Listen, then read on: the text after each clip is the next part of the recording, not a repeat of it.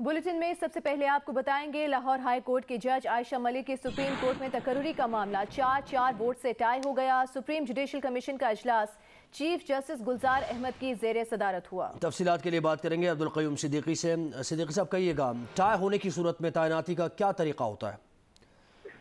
जी साहब, इस हवाले से आज जुडिशल कमीशन ऑफ पाकिस्तान का इजलास चीफ जस्टिस पाकिस्तान की सदारत में हुआ और आज के इजलास में जस्टिस काजी फाइजा बैरून मुल्क होने की बाइस जो है वो शरीक नहीं हो सके और उनकी तरफ से जस्टिस आयशा मलिक के हवाले से कोई राय भी जो है वो इजलास में नहीं आई।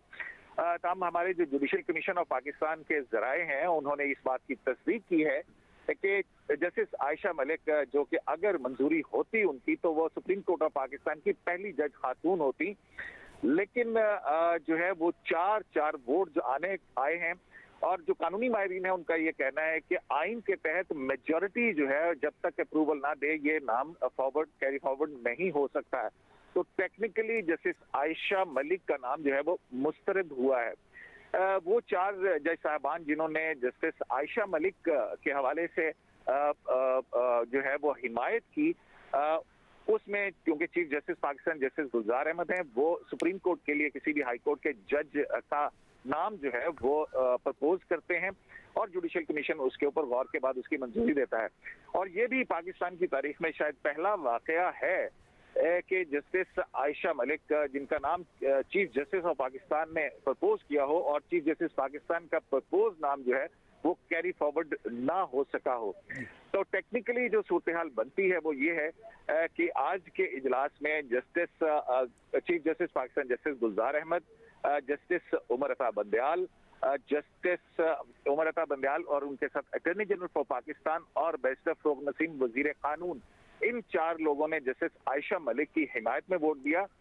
जबकि जुडिशल कमीशन ऑफ पाकिस्तान के 4 अरकान जिसमें जस्टिस मकबूल बाकर, जस्टिस सरदार तारिक मसूद और पाकिस्तान बार काउंसिल के नुमाइंदे जो है अख्तर हुसैन और सुप्रीम कोर्ट के साबिक जज रिटायर्ड जज जस्टिस दोस्त मोहम्मद। अच्छा, एक और बात कर दीजिए, मेजॉरिटी के अप्रूवल के बगैर ये नाम आगे नहीं जा सकता, तो अब कोई और रास्ता है? यानी वंस एंड फॉर ऑल ये नाम अब दोबारा डिस्कस नहीं होगा कहीं भी किसी फोरम पे?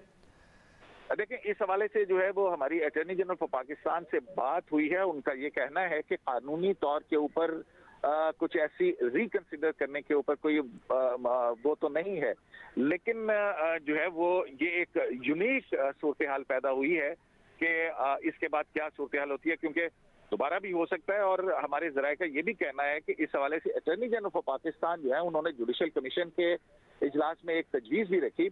और आज की एक और बात है, मैं आपको बताऊं कि तकरीबन 3.5-4 घंटे तक आज का ये इजलास रहा, जबकि वकला बरादरी जो है वो सुप्रीम कोर्ट के बाहर एहतजाज करती रही। वकला कन्वेंशन के अंदर भी ये सारे मामला हुए और वकला का यही कहना था कि सीनियरिटी प्रिंसिपल को जो है वो इस्तेमाल किया जाए जजेस की तकर्री के हवाले से। लेकिन इसमें अटॉर्नी जनरल फॉर पाकिस्तान की तरफ से जो तजवीज़ आई उसमें ये था कि जो बाकी हाई कोर्ट्स के अंदर खवातीन जज साहबान हैं उन तमाम की जो है वो जजमेंट्स और उन तमाम का रिकॉर्ड जो है वो मंगवा लिया जाए और इस मामले को अगली मीटिंग के लिए डेफर कर दिया जाए। ताहम इस तजवीज़ से अभी इत्तफाक नहीं हो सका है। तो टेक्निकली जो है वो कानूनी माहिरीन के मुताबिक जस्टिस आयशा मलिक अगर आज उनकी सिफारिश हो जाती तो वो सुप्रीम कोर्ट ऑफ पाकिस्तान की पहली जज होती, लेकिन अब ये मामला एक मरतबा फिर खटाई के अंदर पड़ गया है। बहुत शुक्रिया अब्दुल क़य्यूम सिद्दीकी, आपने डिटेल्स दी हमें।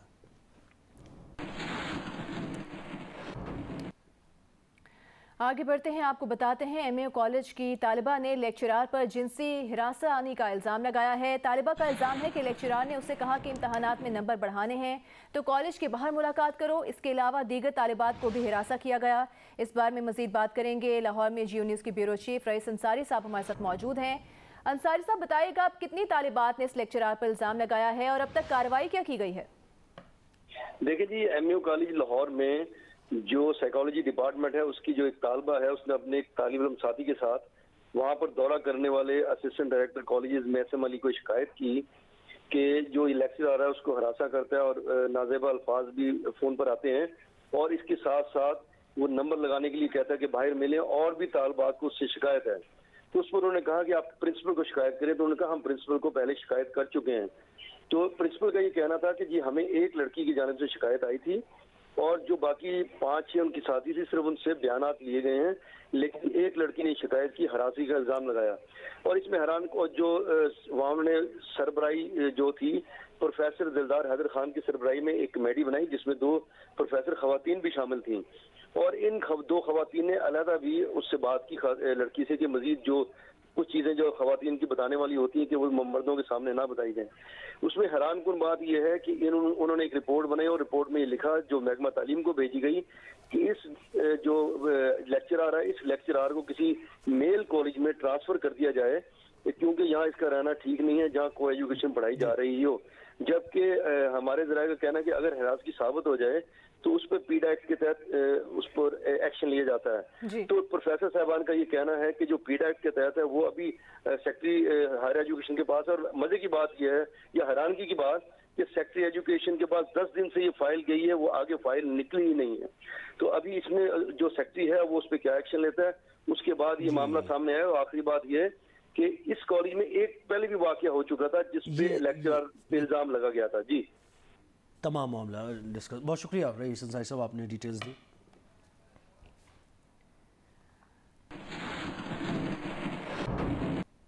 कुछ बात करेंगे अब मौसम की। तो कराची में गुज़िश्ता रात बारिश होती रही है। ज़ुहैब, आपने बारिश एंजॉय की?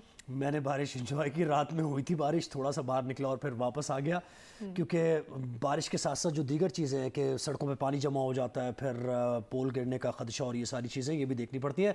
महकमा मौसमियात का ये कहना है कि सिंध के मुख्तलिफ इलाकों में इस वक्त थंडर सेल्स मौजूद हैं। आइंदा कुछ घंटों में गरज चमक के साथ बारिश का इम्कान है। कल रात भी बारिश होती रही है और बारिश कराची में जैसे ही होती है तो मौसम तो खुशगवार हो जाता है, लेकिन साथ साथ कुछ मसाइल भी हैं जिनका शहरियों को सामना करना पड़ता है। अब ये कल रात के मनाजिर हैं। कराची में कल रात बारिश का सिलसिला जारी रहा है और महकमा मौसमियात का कहना है कि सिंध के मुख्तलिफ इलाकों में इस वक्त थंडर सेल्स मौजूद हैं और अब गरज चमक के साथ बारिश का इम्कान भी है। बिल्कुल, हैदराबाद का अहवाल यह है कि कल रात की बारिश के बाद मुअत्तल होने वाली बिजली अक्सर इलाकों में ताहाल बहाल नहीं हो सकी है। हेस्को चीफ रेहान हमीद के मुताबिक तेज़ हवाओं और झक्कड़ से 45 पोल्स गिरने से बिजली की फराहमी मुतासर हुई थी। रात गए हेस्को के 90 फीडर्स ट्रिप हुए, 40 बहाल कर दिए गए। अब भी 40 से 45 फीडर्स मुतासर हैं।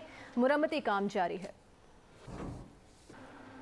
हुकूमत पंजाब के तर्जुमान फयाजुल हसन चौहान ने उज़्मा बुखारी से फ़ोन पर राबते की कोशिश की। उज़्मा बुखारी ने फ़ोन सुनने के बजाय बंद कर दिया। फयाजुल हसन चौहान का कहना है कि वो इस बात पर शाबाश देने के लिए फ़ोन कर रहे थे कि उज़्मा बुखारी ने झूठ दिल खोल कर बोले।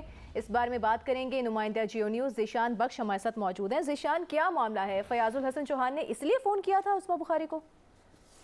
जी बिल्कुल, आज मुस्लिम लीग नून ने जब हुकूमत की कारकर्दगी के हवाले से व्हाइट पेपर जारी किया तो उसके जवाब में फयाजुल हसन चौहान ने नून लीगी दौरे हुकूमत का ब्लैक पेपर पर प्रेस कॉन्फ्रेंस की और उसकी प्रेस कॉन्फ्रेंस में उज़्मा बुखारी को ना देखते हुए उन्होंने अपनी प्रेस कॉन्फ्रेंस में 2 मरतबा कहा कि जो खातून 10 साल तक पार्टी को डिफेंड करती रही, आज उनको मौका नहीं दिया गया। शाम को फयाजुल हसन चौहान की प्रेस कॉन्फ्रेंस के जवाब में जब उज़्मा बुखारी ने प्रेस कॉन्फ्रेंस खत्म की तो फयाजुल हसन चौहान का ये कहना है कि उन्होंने उज़्मा बुखारी से राब्ते की कोशिश की और उनको शाबाश देना चाहते थे कि उन्होंने वो काम अच्छे तरीके से किया जो 13 पार्टी के रहनुमा भी न कर सके।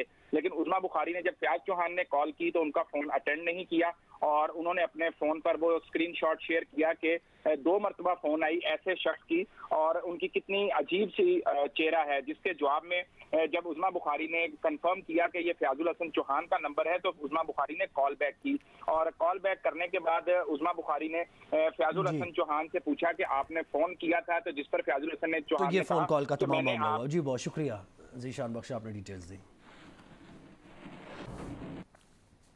अफगानिस्तान की नई अबूरी हुकूमत की इफ्तिताही तकरीब में शिरकत के दावतनामे मुख्तलिफ ममालिक को जारी कर दिए गए हैं। बरतानवी मीडिया के मुताबिक तकरीब में पाकिस्तान, चीन, तुर्की, मिस्र, कतर और मुत्तहदा अरब अमारात शिरकत करेंगे। तकरीब में रूस और उज़्बेकिस्तान के नुमाइंदे भी शिरकत करेंगे।